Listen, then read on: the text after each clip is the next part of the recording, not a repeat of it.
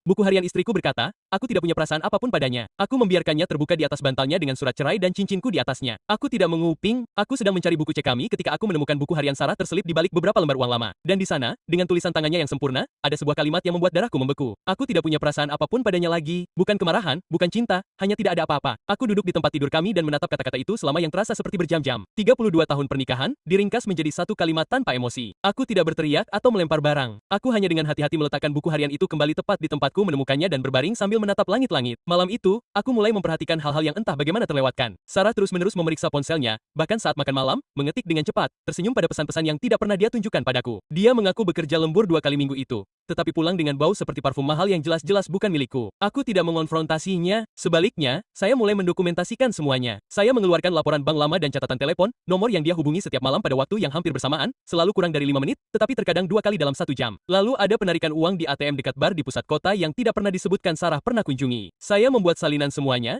tangkapan layar, PDF, undangan kalender yang ditandai, waktu yang diblokir, setiap Kamis selama 6 bulan, hari yang sama saat dia mengaku menjadi mentor magang. Hari jadi pernikahan kami tiba. Saya menyalakan lilin, membuat makan malam favoritnya, bahkan melipat serbet menjadi segitiga. Kepalaku sakit sekali, gumamnya, dan langsung tidur. Saya duduk sendirian di meja itu selama 15 menit, lalu meniup lilin dan membuangnya. Malam itu, saya menuliskan semuanya dalam surat untuk pengacara saya dan menyimpan semua bukti saya di kotak penyimpanan aman di bank. Lalu saya mulai memindahkan uang. Saya menghapus namanya dari rekening tabungan bersama kami. Mengubah surat wasiat saya, jadi semuanya disumbangkan untuk amal, bukan untuknya. Memperbarui penerima manfaat asuransi saya kepada anak teman lama saya di ketentaraan yang kehilangan kedua orang tuanya beberapa tahun lalu. Sarah tidak pernah memperhatikan semua itu. Dia terlalu sibuk mengirim pesan singkat kepada siapapun Martin, nama yang tidak sengaja diucapkan oleh saudara perempuannya yang mabuk saat makan siang di suatu hari Minggu. Ketika Sarah mengatakan dia akan pergi bekerja akhir pekan itu, saya tahu itu adalah momen saya. Dia mengemas pakaian dalam yang sudah berbulan-bulan tidak saya lihat dan parfum terbaiknya. Setelah dia pergi Jumat pagi, saya mulai bekerja. Saya mengosongkan brankas kami, mengemas peralatan saya dari garasi, mengambil foto setiap ruangan untuk dokumentasi. Kemudian saya menghapusnya dari akun pusat kebugaran, mengumpulkan kartu akses HOA-nya, dan meninggalkannya di meja dapur. Di tempat tidur kami, saya meletakkan buku hariannya, terbuka untuk kalimat yang menghancurkan itu. Di atasnya, saya meletakkan cincin kawin saya dan sebuah map berlabel pilihan yang berisi surat cerai dan semua bukti yang telah saya kumpulkan. Sebuah catatan berbunyi, kau bebas memilih bagaimana ini berakhir,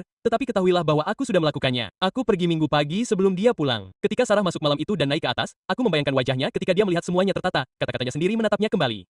Petik 2. Cincin itu, buktinya. Dia meneleponku 17 kali malam itu. Aku tidak pernah menjawab. Dia mencoba menelepon teman-teman dan keluarga kami, tetapi tidak ada yang mengangkat. Aku telah mengirim surat kepada semua orang yang menjelaskan semuanya dengan bukti terlampir. Bukan untuk menghancurkannya, tetapi agar mereka mengerti mengapa aku pergi tanpa drama atau tontonan. Sarah mengira aku adalah wallpaper. Membosankan, tidak sadar, tidak terlihat, tetapi wallpaper tidak diam-diam membongkar seluruh hidupmu saat kamu tidak melihatnya. Dia tidak ingin merasakan apapun untukku. Misi tercapai karena sekarang aku juga tidak merasakan apapun untuknya.